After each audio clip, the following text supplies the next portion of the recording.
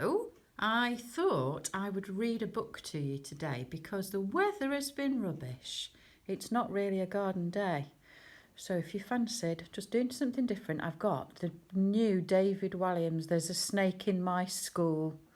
And it's illustrated by Tony Ross, who's the illustrator for a lot of the Roald Dahl ones. There they are. Apologies for my shaky hand. I've not got a camera stand. Anyway, David Walliams presents There's a Snake in My School. I think you'll like this. Their headmistress reminds me a little bit of the Trunchbull. I thought you'd quite like it. Okay. Mr. Bright had told all the children in his class it was bring your pet to school day. Everyone rushed into the playground to meet the animals. There was a stupidly cute gerbil, a tiny goldfish, a fat cat, a 100-year-old tortoise, and a tall dog. And there's Mr. Bright, their teacher. Woohoo! Last to arrive, as usual, was a little girl called Miranda. She was riding on the back of an enormous, slithery snake. "Meet Penelope, my python," announced Miranda. On seeing the snake, the other children screamed, "Ah!" Well, you would, wouldn't you? I didn't quite fancy that. Miranda loved being different.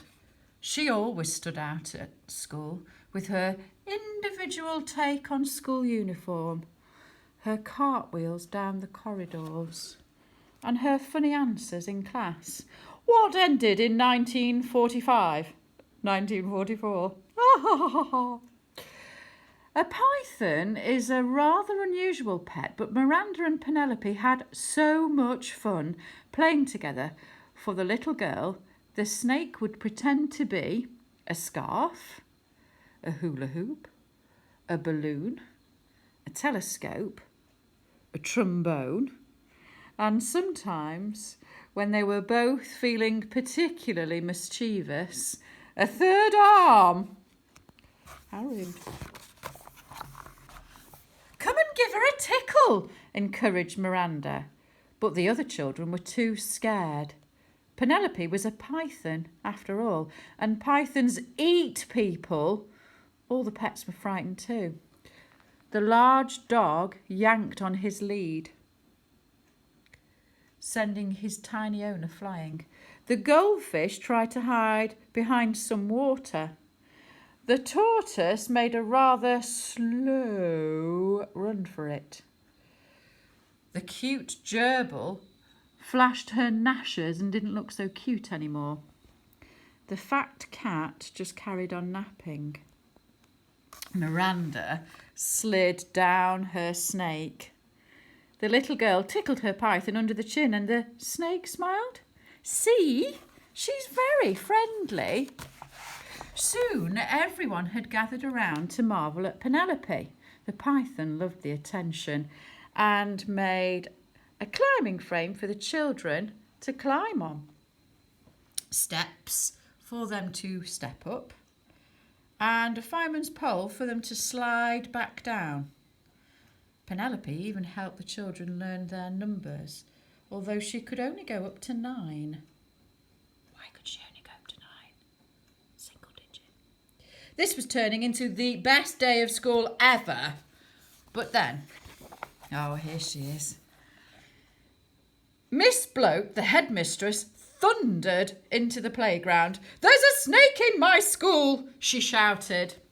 Miss Bloat didn't like animals much, or children.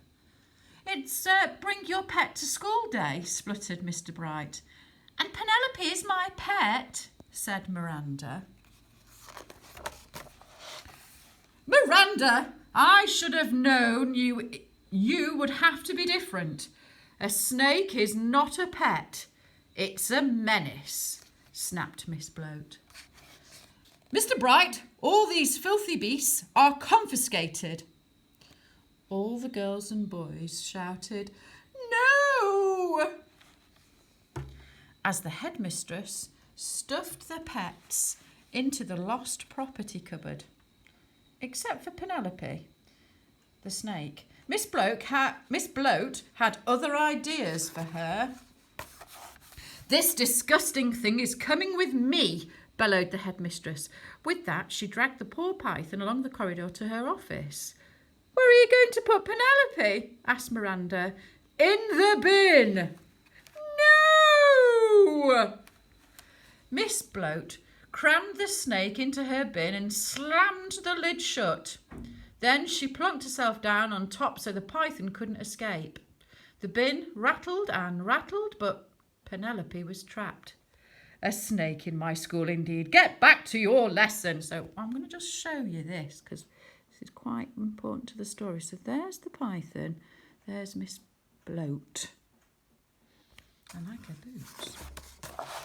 Downstairs in the classroom, tears rolled down Miranda's cheeks. All the children were sad to have their pets taken away, but no one was sadder than Miranda.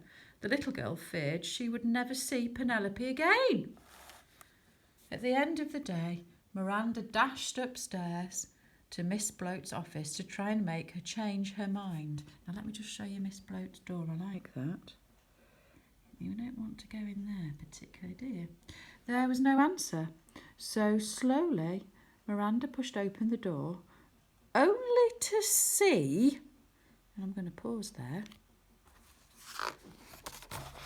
Penelope sitting in the headmistress's chair. Now, have a good look at Penelope. She looks different than she did before. Miranda ran towards her pet and gave her an enormous hug. Miss Bloat was nowhere to be seen, so the girl grabbed the key on the desk, ran to the lost property cupboard as fast as she could and unlocked it. The animals were overjoyed to be set free. "Whoosh! Hooray!" the children shouted. Then Miranda and all the pets slid down Penelope's back into the playground. There we go. Back to business. Penelope entertained everybody again. She made a seesaw for them to seesaw on, a swing for them to swing on, a wheel for them to roll in, and a skipping rope to skip with. Penelope even helped some of the younger children with the alphabet, although it was hard to do an X. Think about that. Why would it be hard to do an X? Almost finished. As for Miss Bloat, she'd completely disappeared. So Mr. Bright was made headmaster. Hurrah! Now the children were allowed to bring in all their favourite animals whenever they wanted. The school became home to every sort of fantastic creature. An ostrich, a giraffe, a tiger, a gorilla, an elephant, a kangaroo, a crocodile, a grizzly bear, and even a colony of penguins. But the star attraction was always Penelope. Though Miranda had noticed that there was something different about her python. Some of you might be guessing already. Oops, last page. There was a bulge. A big bulge in the snake's tummy. A bulge in the shape of Miss Bloat. But the little girl thought it best not to say anything. Hope you like that. Anyway, I'll read you another one very, very soon. Take care. Bye.